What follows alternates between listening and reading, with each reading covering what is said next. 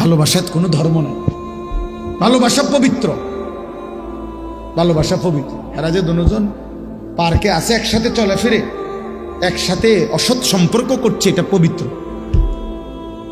এখানে ধর্মকে টেনে আনা যাবে না। আল্লাহ নবী সাল্লাল্লাহু আলাইহি ওয়াসাল্লাম এবং আল্লাহর কোরআন,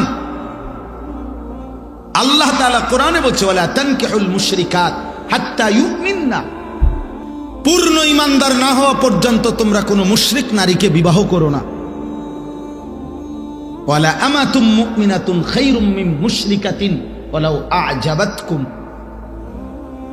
আল্লাহ বলেন একজন ঈমানদার দাসী বাঁদী সেও পৃথিবীর সর্বোৎকৃষ্ট বেঈমান, রূপে গুণে সৌন্দর্যে যেই নারী রূপসী সুন্দরী সম্পদশালী, কিন্তু মুশরিক বেঈমান, আল্লাহ বলছে তার চাইতে একজন ঈমানদার দাসী উত্তম।